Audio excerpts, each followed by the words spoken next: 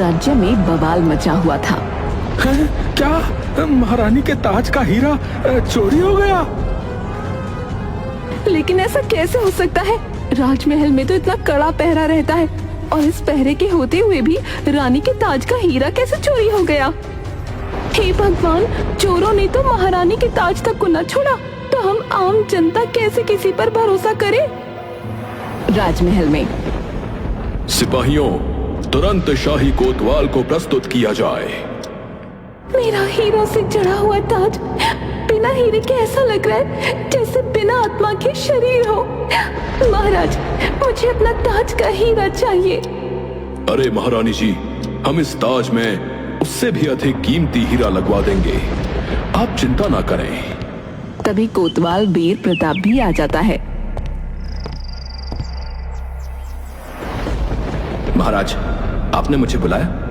वीर प्रताप, अभी तो तुम्हें पूरी बात पता चल ही गई होगी।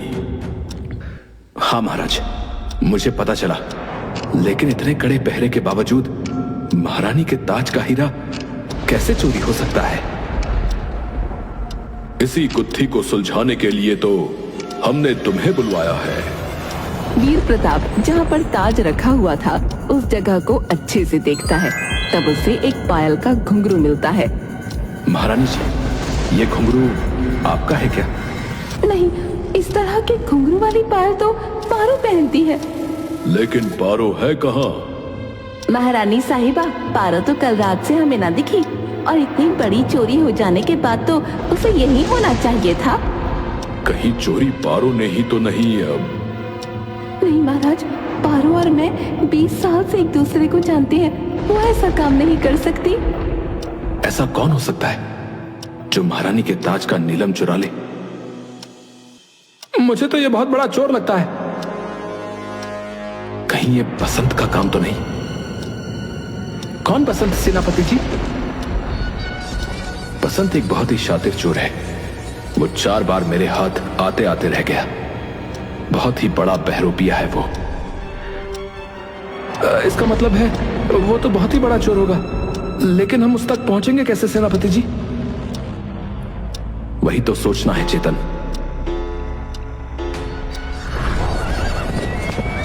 सभी सिपाही चोरी की तह तक पहुंचने में जुट जाते हैं।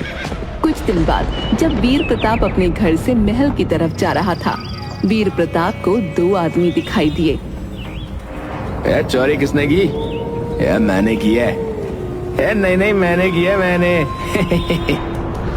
वीर प्रताप जैसे ही उनके पीछे जाता है, वो तेजी से भागते हुए खंडहर में चले जाते हैं।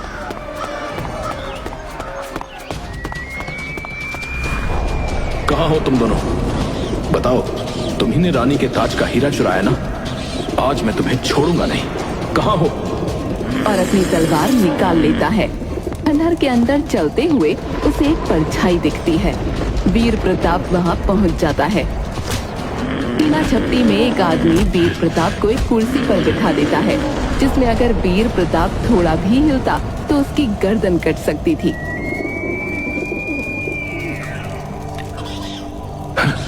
कौन हो तुम? तुमने मुझे नहीं पहचाना। मैं तुम्हारा पुराना दोस्त बसंत। वीर प्रताप? क्या बसंत? अच्छा, तुम्ही ने रानी के ताज का हीरा चुराया है।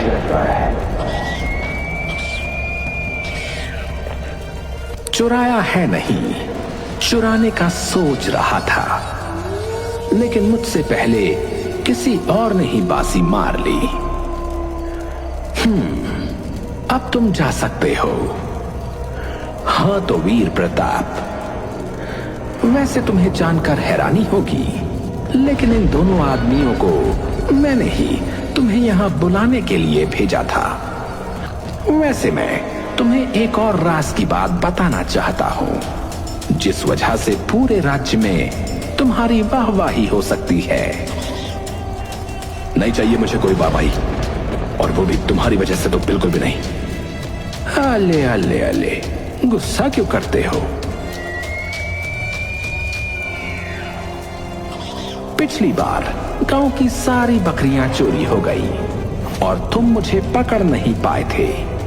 तुम इसी वजह से नाराज हो ना? क्या दोस्त, तुम भी छोटी छोटी बातों पर रूठ जाते हो। क्या चाहते हो तुम सदैव मुझे गलत समझते हो। मैं तुम्हारी सहायता करना चाहता हूं। सहायता? ये शब्द तो सुनकर ऐसा लग रहा है जैसे भेड़िया किसी मेमने को घेरा हो कि डरो मत, मैं तुम्हें नहीं खाऊंगा। बड़े समझदार हो वीर प्रताप। खैर छोड़ो, काम की बात पर आता हूं। जिस दिन रानी के ताज का हीरा चोरी हुआ था, उस दिन एक दासी भी गायब हो गई थी। पारो नाम था उसका। लेकिन तुम्हें जानकर हैरानी होगी कि उसकी हत्या हो चुकी है। और मैं तुम्हें बता दूं कि हत्यारा एक पैर से लंगड़ा है और बाएं हाथ का खिलाड़ी है। ये देखो, ये चाकू और दुपट्टे का आधा टुकड़ा जिस पर रक्त से सनी हुई उंगलियों के निशान हैं, जिससे साबित होता है कि उसकी पहले चाकू मारकर और फिर उसका गला घोंटकर हत्या की गई है।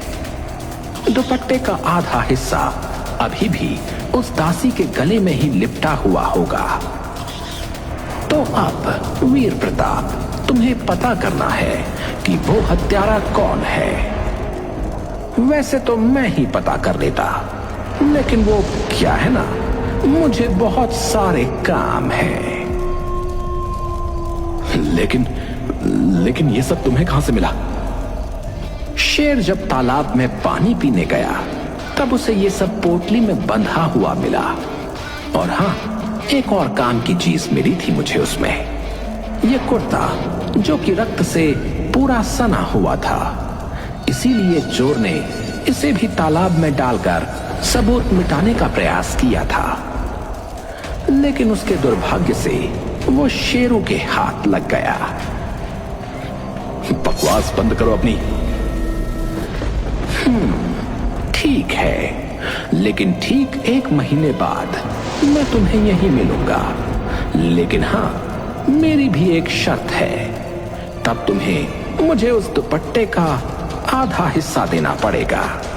तब मैं तुम्हें बताऊंगा कि नीलम कहाँ है। ये कहते हुए बसंत कुर्सी का ताला तोड़ देता है। जब तक वीर प्रताप कुछ समझ पाता, तब तक बसंत खंडहर के पीछे के दरवाजे से होते हुए जंगल में कहीं खो गया। मैं तुझे नहीं छोड़ूंगा बसंत, तू इस बार मुझे चकमा नहीं दे सकता। लेकिन मायूस होकर फिर उसे वहां से जाना पड़ा। कोतवाल जी, जंगल के सुनसान रास्ते पर एक लाश मिली है और आपको महाराज ने दरबार में बुलाया है। वीर प्रताप दौड़ा हुआ दरबार में चला जाता है। पहले नीलम चोरी हो गया, उसके बाद मेरी खास दासी की मौत। वीर प्रताप, जल्द से जल्द इस हत्यारे का पता लगाइए। इस चोर बसंत को कैसे पता चला पारो की हत्या का? ये क्या गुत्थी है? मुझे तो कुछ समझ में नहीं आ रहा है। पहले महारानी के ताज की चोरी और फिर पारो की हत्या का आपस में क्या संबंध हो सकता है?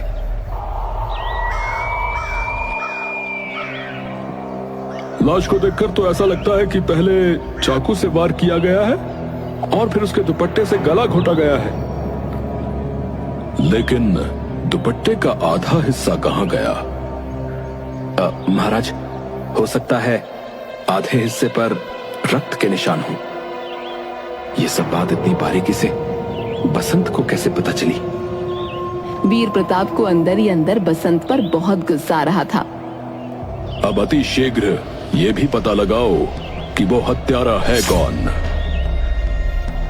मैं उस बसंत के बताए हुए एक भी सबूत के हिसाब से नहीं चलूंगा। 2 दिन बाद हो सकता है जिसने चोरी की है वही पारो का हत्यारा हो। 2 दिन हो गए, लेकिन कुछ पता नहीं चला कि खूनी है कौन। वीर प्रताप बहुत गहरी सोच में डूबा था। कुछ दिनों तक ऐसे ही चलता रहा। वीर प्रताप कभी महल में तो कभी पारो के यहाँ जाकर पूछताछ करता है और कभी जहाँ उसकी लाश पड़ी मिली थी वहाँ जाता है। महल में 1 हफ्ते बाद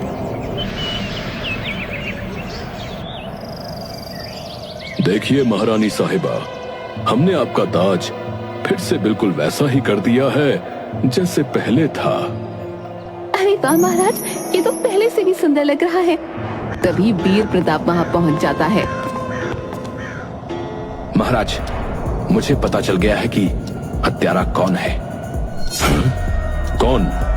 कौन है वो हत्यारा? बताइए वीर प्रताप, कौन है कातिल? महाराज, ये आपका दास बिरजू। खून इसी ने ही किया है। सिपाहियों, पकड़ लो इसे।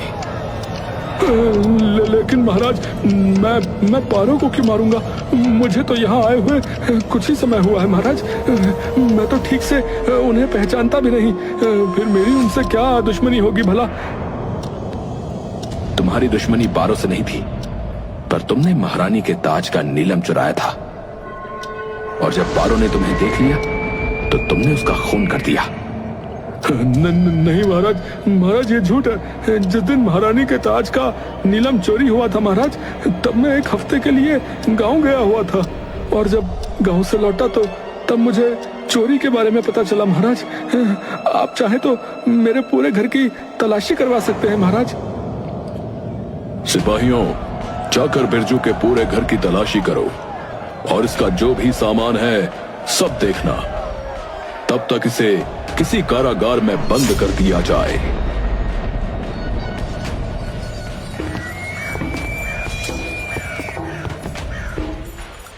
लेकिन वीर प्रताप, तुम्हें पता कैसे चला कि बिरजू ने ही चोरी की है? महाराज, मैं कई बार पारो की हत्या वाली जगह पर गया। महारानी जी के कक्ष में भी छानबीन की। वहां मुझे पारो के पायल का घुंघरू और एक कान की मुर्की भी मिली थी, और इत्तेफाक से मुझे कुछ और सबूत भी मिले थे। जैसे ही कुर्ते को मैंने ध्यान से देखा, तब मुझे ये कुर्ता बिरजू के नाप का दिखा, और बिरजू लंगड़ा कर भी चलता है। वाह वाह, तुमने बड़ी चतुराई से पता लगा लिया कि हत्यारा कौन है। वो सब तो ठीक है, लेकिन अब मुझे कोई ये बताएगा कि मेरा हीरा कहाँ है? राजा और बाकी सब वीर प्रताप की तरफ आशा भरी नजरों से देखने लगे। महाराज, मुझे बस 1 दिन का समय दीजिए, मैं आपको नीलम भी ला दूंगा। बस मुझे पारो के दुपट्टे का वो आधा टुकड़ा चाहिए जो बिरजू ने हत्या करने के बाद जल्दी जल्दी काट कर छोड़ दिया था। थोड़ी देर बाद मैंने हत्यारे को तो ढूंढ लिया, पर नीलम का कहीं पता नहीं चल रहा है। इतने दिनों से मेरे सारे सिपाही उस नीलम को ढूंढने में लगे हुए हैं, लेकिन किसी को कुछ पता नहीं चला। अब महाराज से मैंने कह तो दिया है, परंतु मुझे लगता है कि मुझे फिर से उस बसंत की मदद लेनी पड़ेगी।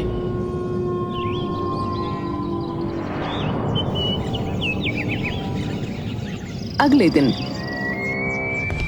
वीर प्रताप अपनी पूरी तैयारी के साथ फिर से उस खंडहर में पहुंच जाता है। वीर प्रताप जैसे ही वहां पहुंचता है, अरे अरे, आ गए तुम। वैसे तुम्हारी दाद देनी पड़ेगी वीर प्रताप। तुम बहुत ही होशियार हो। कितनी आसानी से पता लगा लिया कातिल के बारे में। अब बकवास बंद करो और बताओ मुझे कि वो नीलम का है।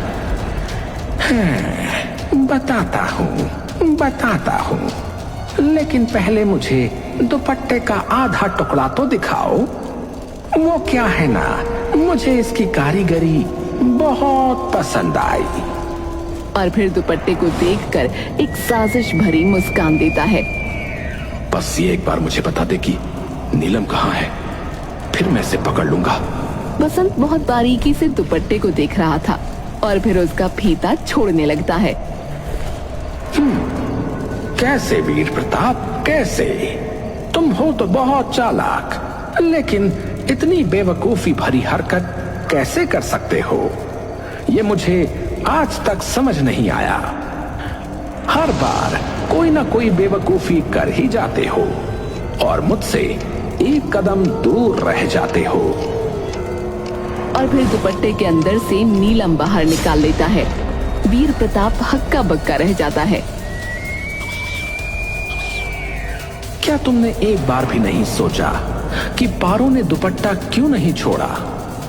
तुमने सच कहा था, पारो ने बिरजू को देख लिया था और नीलम लेकर भाग गई थी, लेकिन उसने वो नीलम अपने दुपट्टे में छुपा कर रखा था। और तुम्हें शायद पता नहीं, परंतु पारो महारानी साहिबा के कपड़े बनाया करती थी। उसके सिलाई के हुनर का तो कह नहीं सकते, परंतु अफसोस ये दुपट्टा तुम सबके पास इतने दिन तक रहा, लेकिन तुम में से किसी को भी पता तक नहीं चला। वीर प्रताप अपनी कमर में से तलवार निकालता है और बसंत को मारने के लिए आगे बढ़ता है। कोई फायदा नहीं वीर प्रताप, मैंने तुम्हारी तलवार बदल दी है। अब इससे मेरा कुछ नहीं हो सकता। वीर प्रताप किसी तरह अपने सिपाहियों को बुलाना चाहता था, लेकिन वो बेबस था। फिर भी वो नीलम को छुड़ाने की कोशिश करता है, पर नाकामयाब रहता है। तभी बसंत मौका देखकर वहाँ से भाग जाता है और वीर प्रताप भी उसकी तरफ भागता है, लेकिन वो फिर से चकमा देकर गायब हो जाता है। सिपाहियों, क्या तुमने किसी को बाहर जाते हुए देखा? नहीं, यहाँ से तो कोई बाहर नहीं गया। तभी हवा में उड़ता हुआ एक चाकू एक पेड़ पर जाकर लग जाता है, जिसके अंदर एक चिट्ठी थी। वीर प्रताप, अगर कोई कह दे कि तुम्हारी तलवार में धार नहीं, तो बिना उसका उपयोग करे किसी पर विश्वास मत करना। तुम्हारा दोस्त बसंत। फिर मिलेंगे। और हाँ, याद रखना, मैं बसंत हूँ। बसंत हवाओं को चकमा देने का हुनर रखता हूँ। तो तुम क्या चीज हो?